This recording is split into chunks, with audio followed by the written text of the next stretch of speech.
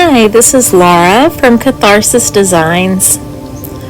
Thank you for joining me today. And if you're joining me on this video, you've probably been wondering about meditative drawing, or maybe you're an artist and you may meditate and are curious how we can combine these two to reduce stress and boost your creativity. So let me share a little bit with you about meditative drawing. Meditative drawing is an art form that combines the practice of mindful meditation with the creative practice of drawing. It's a way to explore and express your inner thoughts and feelings through the use of simple lines, shapes, colors, and textures. This kind of drawing can be used as a tool for self-reflection, relaxation, and healing. It encourages us as artists to slow down, focus on our breath, and create something beautiful without worrying about perfection or outcome. Meditative drawing can be done alone or in a group setting, making it really accessible for all ages and all skill levels. So there's numerous benefits to meditative drawing. It can help us reduce stress and anxiety. It can increase our focus and concentration. And it also promotes a sense of calmness and relaxation.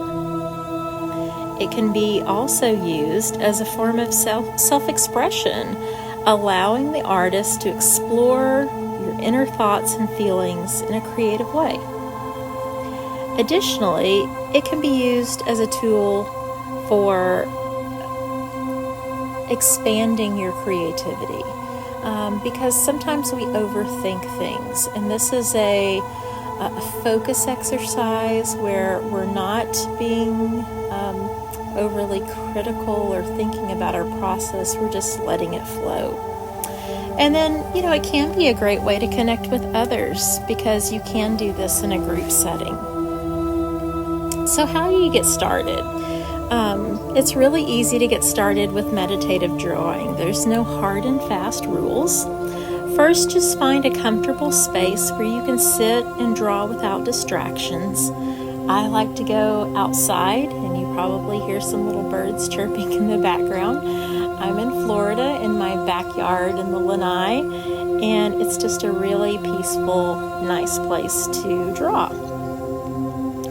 So then take some time before you start to focus your breath and clear your mind of any thoughts or worries. And do a quick 5-minute breath-focused meditation exercise. And if you're not sure what that is, there's lots of guided breath work that you can find on the internet and YouTube. But it's basically just naturally slow, deep breaths and focusing on the feelings and the sounds, the smells, everything that's associated with that breath.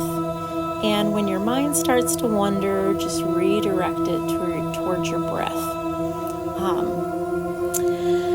So once you feel relaxed and you're ready to begin, just gather the supplies that you're most comfortable with and choose a simple line or shape to draw and focus on the process of creating it. Simple shapes might be a circle or an infinity symbol. I like flowy type lines because they're just very natural feeling and very freeing, and I don't know, there's something about it that just I really like. So as you draw, keep your attention on the present moment and allow yourself to explore this creative process without worrying about being perfect or what the output product is going to look like. And then when you're finished, just take some time to reflect on your experience and enjoy the artwork you've created. So, are there any specific materials that you need for this? And the answer is really no. There are a few guidelines. It's important if you're using paper and that you choose something that's smooth and a little on the thick side that will not easily tear or wrinkle when you're drawing. And that'll just make it easier for you to concentrate on the practice and not worrying about tearing thin paper. And then you'll be able to keep it and enjoy it in a portfolio. Also, I recommend that you use good quality art supplies. Just some nice colored pencils, markers, pastels. You can even use some paint or, acrylic or watercolor. Just whatever you have on hand will work just fine. Even if that's colored pens, Sharpies, whatever you have. So you'll notice in this video that I'm drawing digitally on my iPad using the Procreate app. I really love this. I use this probably most of the time for drawing and painting tools because of the simplicity of it. I'm a pretty busy person. I'm a mother, a wife. I homeschool 3 children, and I have a business in financial markets that I run, and then I like to do art, and I like to cook, and I like to knit. Sometimes there's just not enough time in the day, and so with a traditional painting, which I love watercolors, it just takes a lot of time for all the drying and things like that. So I enjoy Procreate because I've got some great brushes, and I can do very purposeful, nice art that I don't have to wait for it to dry. So that's why I like it. But I also will sit with my daughter, and we'll bring out her bags and bags of markers and colored pencils and watercolors and paint pens, and we'll do it that way too. So you can use whatever you like. One of the most important techniques to focus on is focusing on the process rather than the outcome. So this really means allowing yourself to explore and express your inner thoughts and feelings without worrying what the final artwork is going to look like. Don't worry about perfection. Try not to erase. This was really hard for me, and you'll even see in this video there's a couple of times I went back just because it's especially in digital art, it's so easy to quickly undo something that you may have misplaced. But try not to think about misplacing or have a Bob Ross type attitude. It's a happy little accident, and just go with it. This is process art that's meant for the artist and not necessarily for a public portfolio. But do try to keep up with what you're creating so that you can see your growth and expression as you expand your creativity. If you have an art journal, or if you want to make a digital art journal, a stack or a collection of your meditative drawings, that's something that I would really encourage you to do. Additionally, it's important as you're drawing to keep your mind on what you're doing, the process, and on your breath. So in the meditation practice, the main point is to focus on what you're doing in the present moment, to focus on something so that you can quiet the mind and just kind of let it relax and rest and de-stress.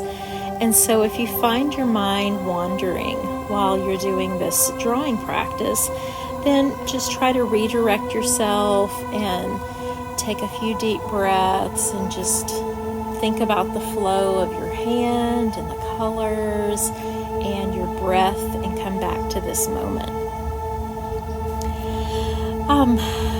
So when you're starting out, use some simple shapes. As I mentioned earlier, I like circles and swirly patterns, or things that maybe you're used to drawing, and then just go from there.